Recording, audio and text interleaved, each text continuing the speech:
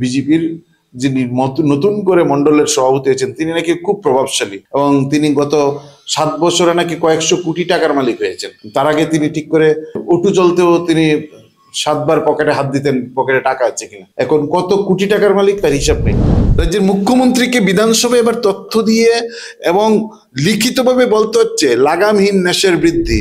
নেশা যদি আমাদের রাজ্যের ব্যবসা বন্ধ হয়ে যায়, বাণিজ্য বন্ধ হয়ে যায়, বিজেপি গোটা দলটা সাইনবোর্ডে পরিণত হবে।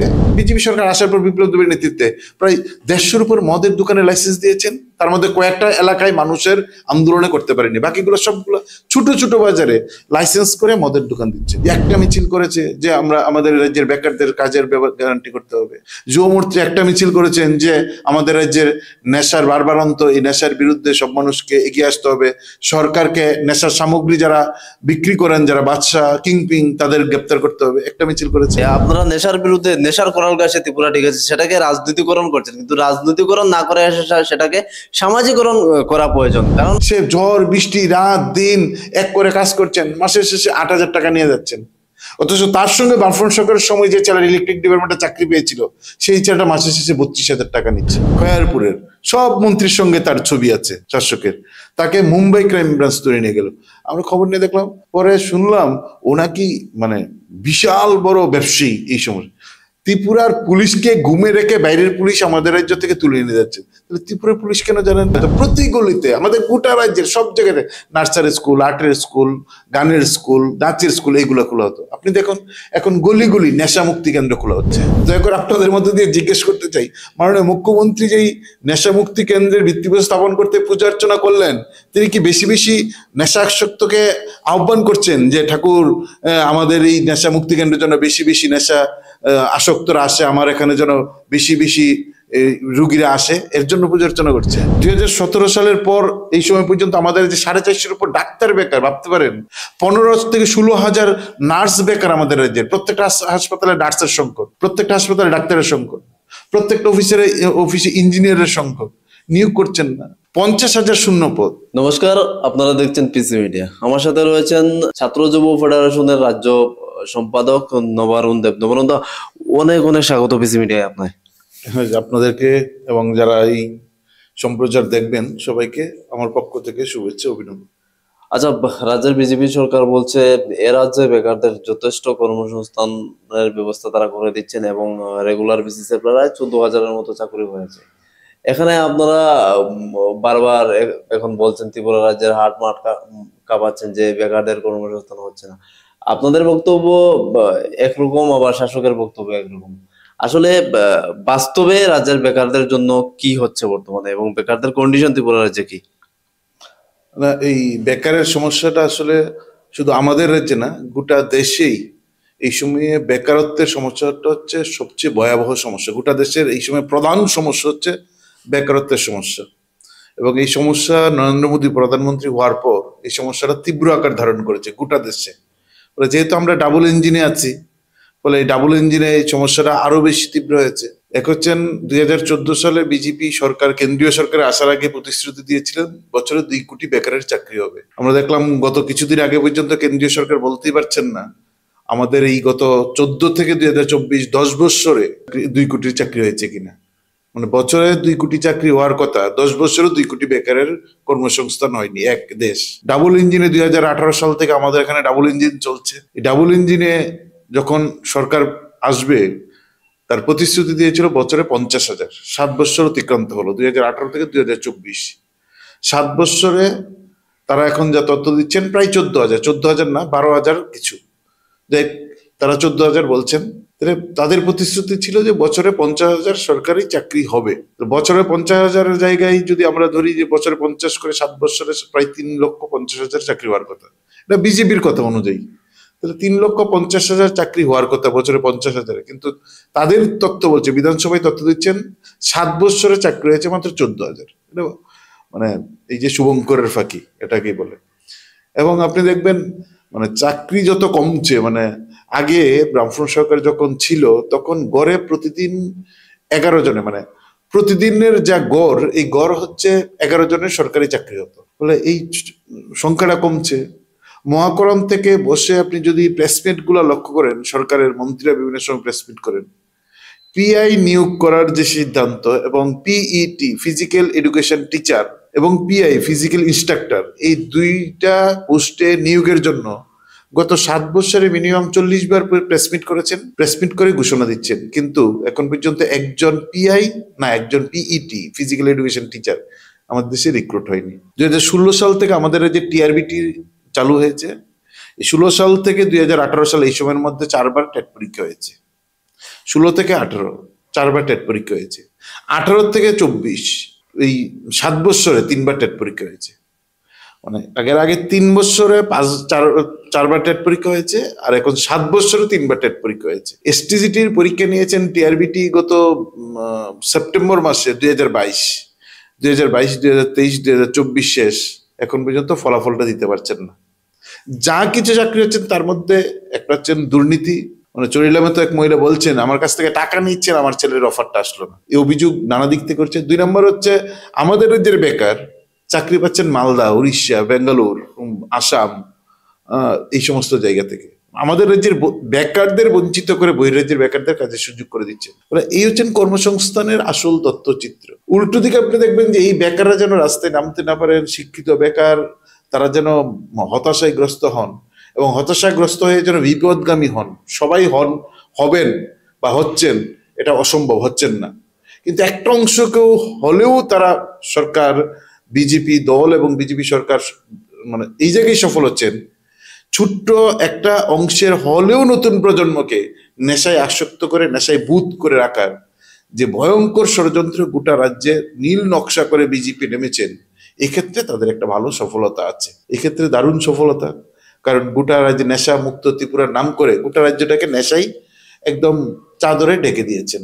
এখন সেখানে নতুন নতুন কিছু আপনি অবাক হবেন, যারা দেখছেন তারা শুনলেও অনেকেই জানেন যে আমাদের রাজ্যের 220 জন এইচআইভি সংক্রমিত রোগী আছেন যারা স্কুলে পড়েন। ভাবতে অবাক লাগে না?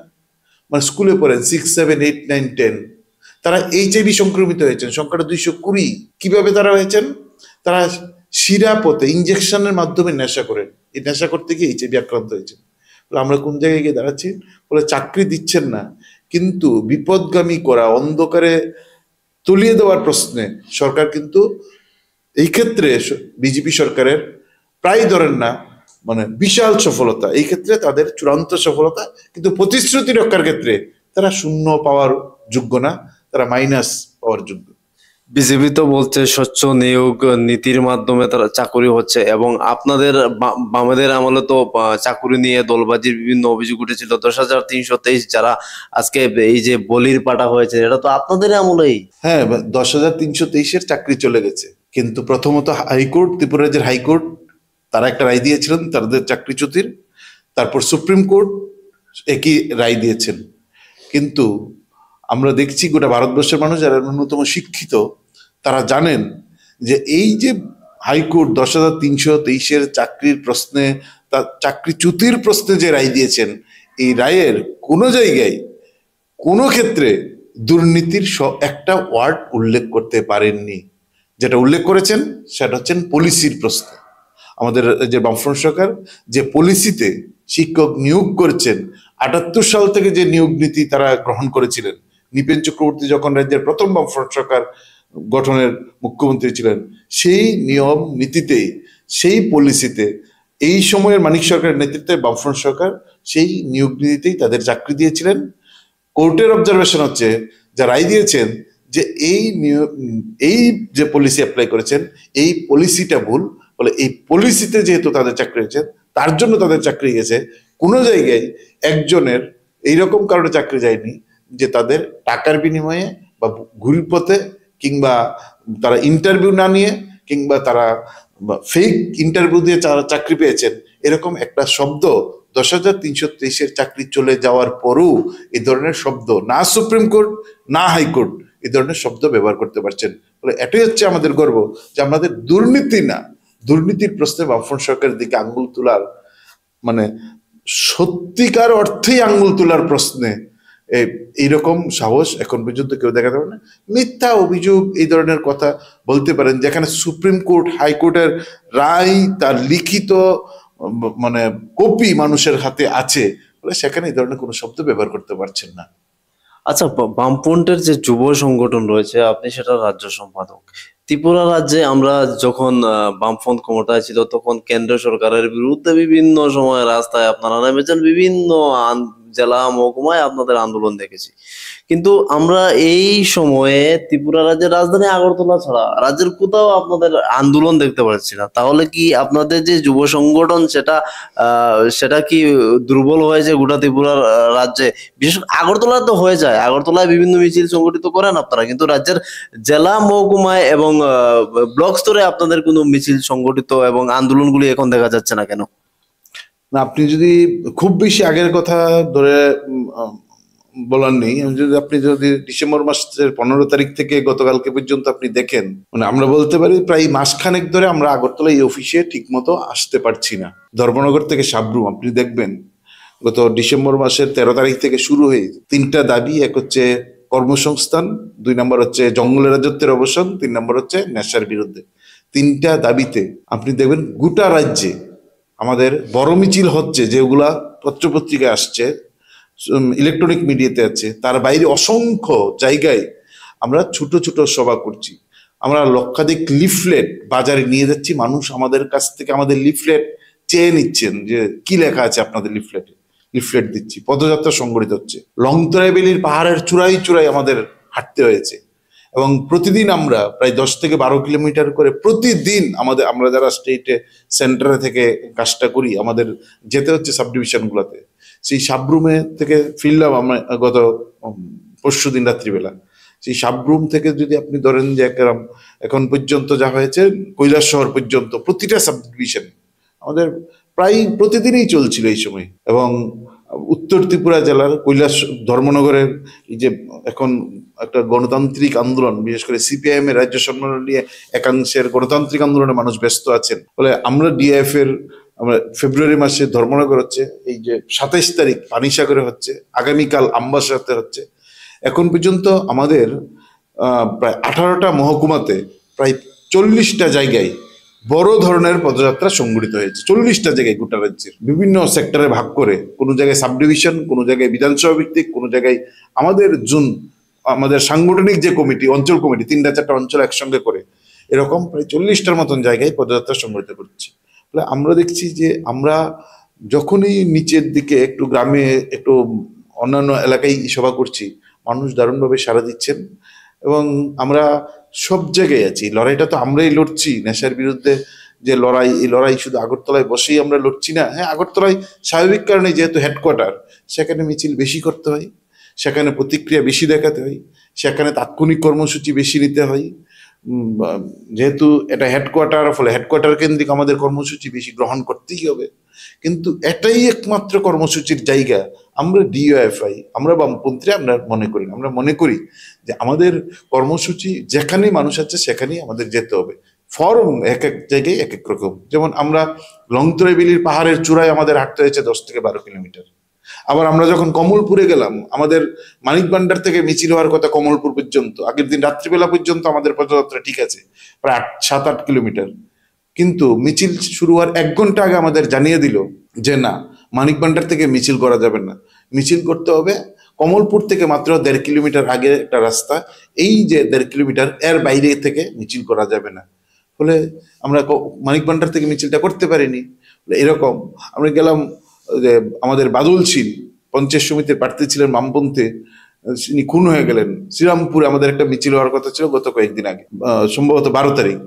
আমি গেলাম বেলুনিয়ার সিপিএম পার্টি অফিস থেকে, আমরা রওনা দিচ্ছি শ্রীরামপুর যাব। এমন সময় আমাদের ওইখানকার যিনি মহকুমার সেক্রেটারি ডিএফ এর, তার কাছে পুলিশ থেকে ফোন আসলো যে আপনাদের মিছিল করতে পারবেন না। কালকে পর্যন্ত পারমিশন, সকাল পর্যন্ত না, বলছেন না, এখন ল অ্যান্ড অর্ডার ডিস্টার্ব হবে, আপনাদের আগে মিছিলটা ক্যান্সেল করতে হবে। স্বাভাবিকভাবেই আমরা যোগাযোগ করলাম, যোগাযোগ করে আমাদের মিছিলটা, যেহেতু পারমিশন দিয়েছেন তারপর ক্যান্সেল করেছেন, মিছিলটা আমরাও ক্যান্সেল করলাম, স্থগিত রাখলাম। পরবর্তী খবর নিয়ে দেখলাম পুলিশ আমাদের মিছিল আটকাতে পারলেন, কিন্তু ওই এলাকায় আমাদের মিছিলকে কেন্দ্র করে লাঠি সুটা নিয়ে বিজেপির যিনি নতুন করে মন্ডলের সভাপতি হয়েছেন, তিনি নাকি খুব প্রভাবশালী এবং তিনি গত 7 বছরে নাকি কয়েকশো কোটি টাকার মালিক হয়েছেন। তার আগে তিনি ঠিক করে মানে মানে উঠু চলতেও তিনি 7 বার পকেটে হাত দিতেন, পকেটে টাকা আছে কিনা। এখন কত কোটি টাকার মালিক তার হিসাব নেই। কারণ তিনি মন্ডল সভাপতি হয়েছেন, ফলে ওনার ক্ষমতা দেখাতে হবে। লাঠি সুটা নিয়ে মানুষ এখানে জড়ো হয়েছে। পুলিশ বললেন ল অ্যান্ড অর্ডার ডিস্টার্ব হবে। আমরাও বলছি জঙ্গলের রাজত্ব, বলে এই জঙ্গলের রাজত্বে এখানে মিছিলটা আমরা করতে পারিনি। এইরকম কিছু জায়গায় সমস্যা হচ্ছে, কিন্তু আমরা যাচ্ছি মানুষের কাছে, যাওয়ার সব রকম পরিকল্পনা করছি। কোনো জায়গায় ঘরোয়াভাবে যাচ্ছি, কোনো জায়গায় প্রকাশ্যে যাচ্ছি, কোনো জায়গায় সভা করে যাচ্ছি, কোনো জায়গায় হলের ভিতরে, কোনো জায়গায় হলের বাইরে, কোনো জায়গায় রাজপথে। আমরা চেষ্টা করছি মানুষের কাছে। মানুষ সাড়া দিচ্ছেন, যেখানে সাড়া দিচ্ছেন একটু বেশি যাচ্ছি, যেখানে ভয়ে মানুষ বেরিয়ে আসতে পারছেন না সেখানে অন্য পদ্ধতিতে যাওয়ার চেষ্টাটা করছি। আচ্ছা, নেশার বিরুদ্ধে যে কথাটা বললেন নবানন্দ, আমি কিছুটা একমত নই। আপনারা নেশার বিরুদ্ধে, নেশার করাল গাছে ত্রিপুরা ঠিক আছে, সেটাকে রাজনীতিকরণ করছেন, কিন্তু রাজনীতিকরণ না করে সেটাকে সামাজিকরণ করা প্রয়োজন। কারণ ত্রিপুরা রাজ্যে আমরা যদি আমাদের সময় দেখি, গাঁজা পাচার থেকে শুরু করে বিভিন্ন ড্রাগস পেন্সিলের পাচারও ছিল। বিজেপি আমলে সেটা আছে এবং চলছে, কিন্তু পুলিশ ধরছে। পুলিশ সেকালে সক্রিয় ছিল, একালে সক্রিয় ছিল, কিছু বেশি তৎপরতা হতে পারে। কিন্তু বিষয় হচ্ছে যে সামাজিক ভাবে আমাদের কতটুকু সেটাকে গুরুত্ব দেওয়া হবে, আমাদের সমাজ এটাকে কতটুকু গুরুত্ব দেবে সেটাকে। আপনি বিজেপির বিরুদ্ধে বললেন যে বিজেপির শাসনে এটা হচ্ছে, বিজেপি বলবে সিপিএম এর শাসনে এই হয়েছে। তাহলে মূল বিষয়বস্তুটা হচ্ছে যে নেশা, যে কোরাল গ্রাস ত্রিপুরায় নেশা, সেটাকে রাজনীতিকরণ কি হচ্ছে না? রাজনীতিকরণের বাইরে যদি আমরা সামাজিকরণ করি তাহলে তো ভালো হয়। কি বলবেন এই বিষয়ে? হ্যাঁ, একদম এটাই বলছি আমি। আপনি যদি দেখেন যে আমরা গত 2-3 দিন আগে আমরা রাজ্য কমিটির থেকে আমরা প্রেস মিট করে আমরা দাবি করেছি, বিধানসভায় একটা তথ্য পেশ করেছেন। এই তথ্যটার উপর আমরা বক্তৃতা করেছি মানুষের কাছে। আমরা প্রেস মিট করে বলেছি যে 2600 কতজন অ্যারেস্ট হয়েছে এই যে করার ক্ষেত্রে, নেশায় যা মামলা হয়েছে সম্ভবত 1500-র মতন, 2697 জন অ্যারেস্ট হয়েছে। আমাদের বক্তব্য হচ্ছে সেখানেই, এবং অ্যারেস্ট করেছেন। এবং সঙ্গে মুখ্যমন্ত্রী যেটা দিয়েছেন এই নেশা সংক্রান্ত বিধানসভায় মুখ্যমন্ত্রী দিয়েছেন যে নেশায় লাগামহীন বৃদ্ধি, মুখ্যমন্ত্রী বলছেন, আমরা না। 2 নম্বর হচ্ছে এটাকে আটকানোর জন্য তারা সরকার ঠিক করেছেন কিছু মেলা করবেন, খেলা করবেন, ফ্লেক্স লাগাবেন, গান করবেন, নাটক করবেন, আবৃত্তি করবেন। কিছু কিছু জায়গায় তারা এটা মানে নেশার বিরুদ্ধে সচেতনতা বাড়াতে এগুলা করবেন। আমরা প্রেস মিট করে ডিওয়াইএফআই এবং টিএফ আমরা দাবি করেছি। এক হচ্ছে যতজনকে আপনি অ্যারেস্ট করেছেন 2697 জন, তাদের মধ্যে একজনও নেশার কিংপিন নেই, মানে নেশার বাদশা সম্রাট যারা চালাচ্ছেন মাতব্বর একজনও নেই। ফলে কারা অ্যারেস্ট হচ্ছেন? যে ছেলেটা বুঝে না বুঝে গাড়িটা চালাচ্ছেন, গাড়ির হ্যান্ডিম্যান বা ওই তাদের একজন কর্মচারী, তারা অ্যারেস্ট হচ্ছেন। যে ছেলেটা না গাড়িটা অ্যারেস্ট করলেন, নেশার সঙ্গে যে ছেলেটা ছিলেন, তাকে দিয়ে তদন্ত করে কার কাছ থেকে কে এই নেশা তোমাকে সাপ্লাই করেছেন, সে কিংপিনকে তো একজনকে গ্রেপ্তার করলেন গত 7 বছরে। ফলে আমরা দাবি করেছি, এক হচ্ছে নেশার কিংপিন যারা, তাদেরকে গ্রেপ্তার করতে হবে। 2 নম্বর হচ্ছে এটাকে সামাজিক আন্দোলনে পরিণত করতে হবে। নাচ গান খেলা দিয়ে হবে না, সামাজিক আন্দোলনে পরিণত করতে হবে। এটা হচ্ছে আমাদের ডিএফ এর দাবি। আমরা এই দাবি কেন করছি? রাজনীতিকরণ মানে এই যে আমাদের রাজ্যটাকে নেশায় ভাসিয়ে দিচ্ছেন, এটা রাজনৈতিক সিদ্ধান্ত অনুসারে। রাজনীতির মানে এই যে আমরা বলছি আমাদের রাজ্যে যদি নেশা মুক্ত রাজ্য হয়, সেদিন বিজেপি দল সাইনবোর্ডে পরিণত হবে। নেশা যদি আমাদের রাজ্যের ব্যবসা বন্ধ হয়ে যায়, বাণিজ্য বন্ধ হয়ে যায়, বিজেপি গোটা দলটা সাইনবোর্ডে পরিণত হবে। এই যে আপনি দেখছেন আমাদের গোটা রাজ্যের এই যে মার দৌড়, আক্রমণ, সন্ত্রাস, রাজনৈতিকভাবে বামপন্থীদের ঠেকানোর জন্য লাল পতাকা পুড়িয়ে দিচ্ছে, ডিএফ এর মিছিল করা যাবে না। যে ছেলেগুলা এই কাজটা করছে বিজেপির হয়ে, প্রতিটা এলাকায়, আপনি ধর্মনগর হোক, সাবরুম, খোঁজ নিয়ে দেখুন না কারা এই ছেলেটা, কে নেতৃত্ব দিচ্ছে। ওই এলাকায় নেশায় ব্যবসায়ী, সে প্রতিদিন লাখ লাখ টাকার নেশার ব্যবসা করে রোজগার করছেন। তার অবয় বার্তা হচ্ছে পুলিশ তোমাকে কিছু করবে না, তোমার দায়িত্ব হচ্ছে সিপিএম কে দাও, বামফ্রন্ট কে দাও, ডিএফ কে দাও, লেফট কে দাও। ফলে হ্যাঁ, সিপিএম কে মারছে, নেশার ব্যবসা করছে, রোজগার করছে। মানুষ আর সিপিএম এর মিছিলে ভয়ে আসতে পারছেন না, আবার মারবে। ফলে এই নেশা আমাদের রাজ্যে যেটা করানো হয়েছে এই সময়ে, বামফ্রন্ট সরকারের সময় এটা ছিল। আপনি বলুন আমাদের বামফ্রন্ট সরকারের সময় এই যে নেশার সামগ্রী কি নেশা সামগ্রী? মূলত হচ্ছেন গ্যাস, একটা হচ্ছেন এক ধরনের কফ সিরাপ জাতীয় একটা কিছু, আরেকটা হচ্ছেন গাঁজা। দুটা আমাদের রাজ্যের পুলিশ বিভিন্ন সময় সিজও করেছেন, আর ছিল বলেই সিজ করেছেন, আমরা অস্বীকার করছি।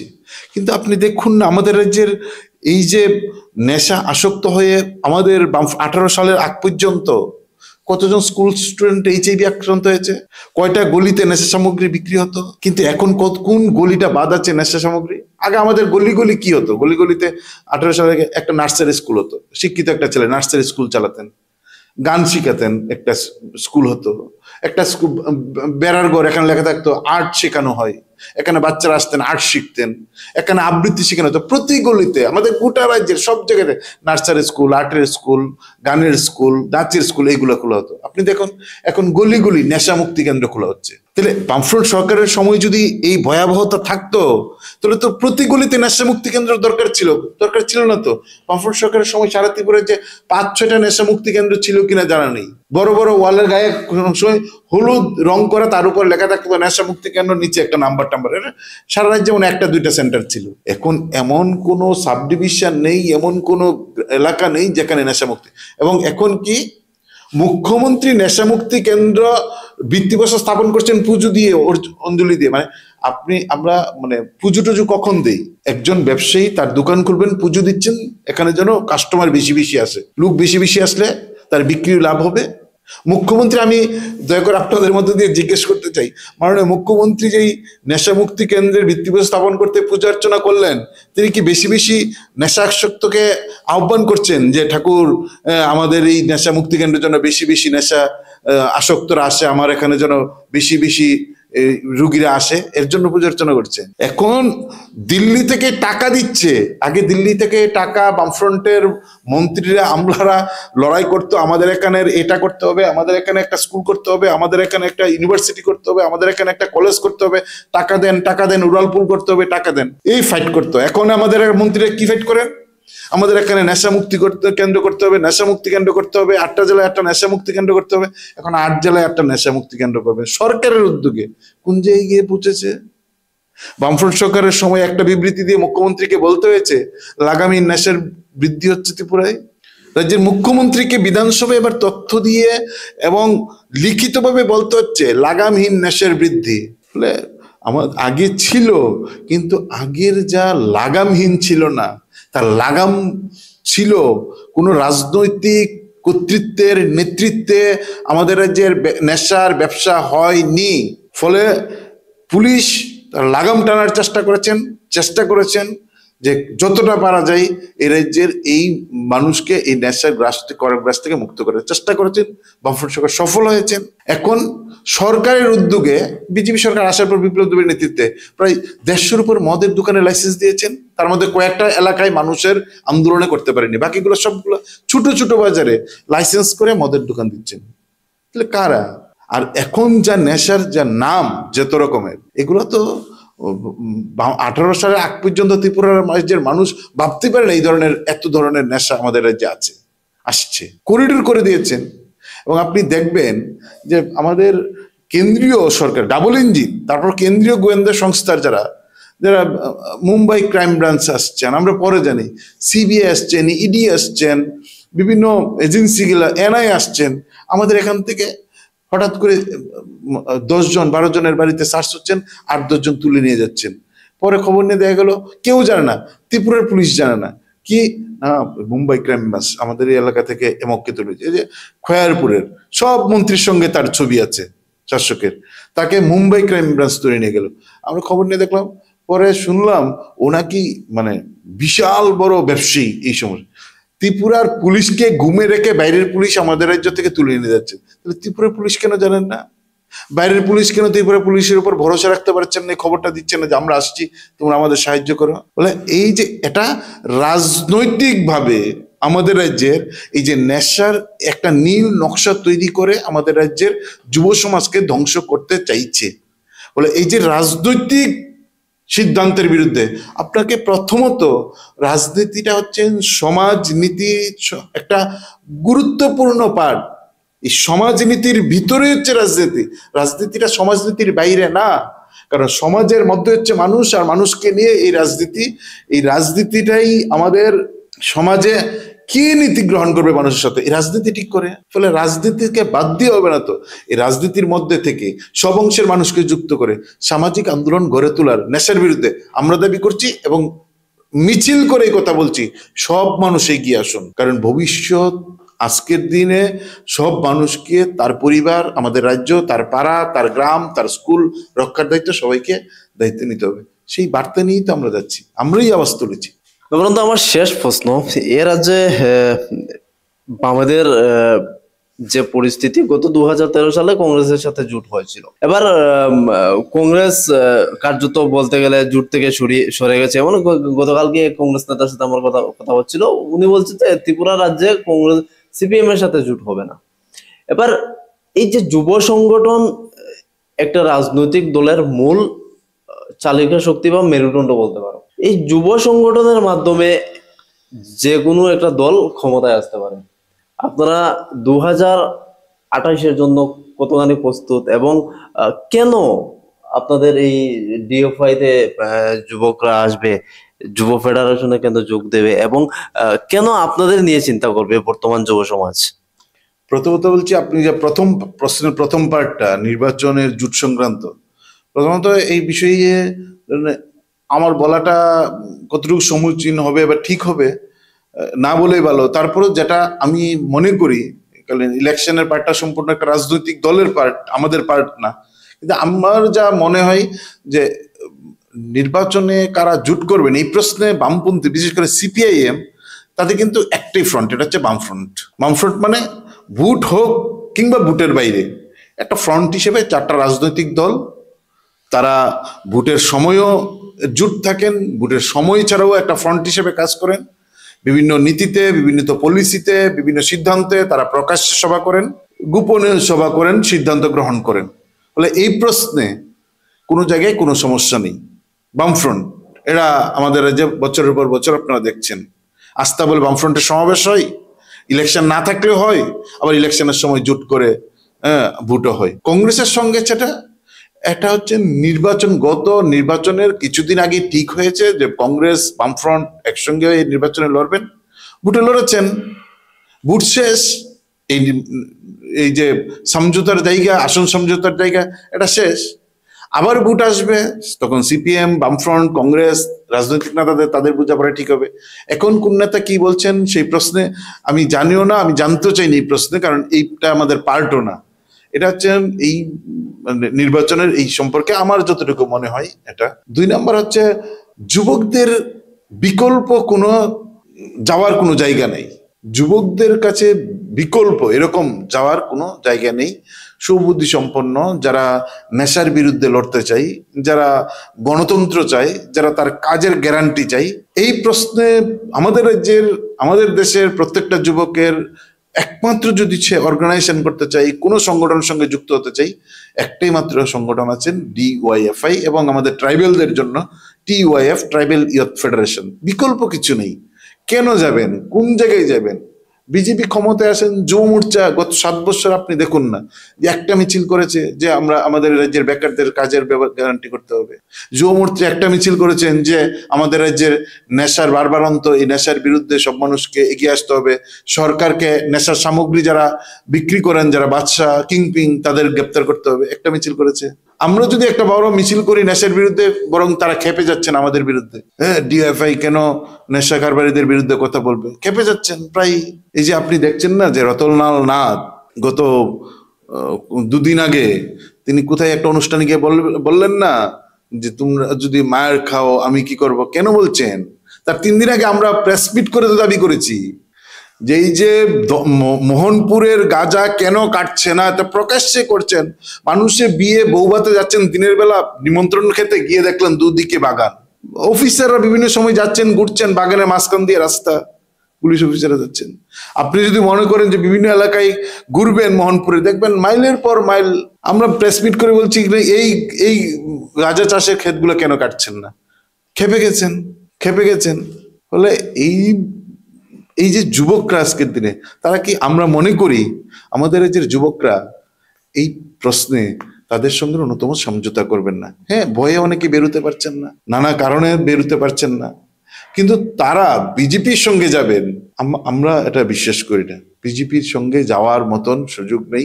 কি করছেন যুব মোর্চা যারা করছেন, মানে কি আছে যুব মোর্চাতে? কোথায় তাদের রক্তদান শিবির? বিবেকানন্দের জন্মদিনে আপনি দেখবেন রবীন্দ্র ভবনে, আর বিবেকানন্দের জন্মদিন মানে মহামানব, গোটা পৃথিবী জুড়ে বিবেকানন্দের প্রেম, বিবেকানন্দের ভালোবাসা, বিবেকানন্দের মানবতা, বিবেকানন্দের বুধ, তা নিয়ে আলোচনা হয়।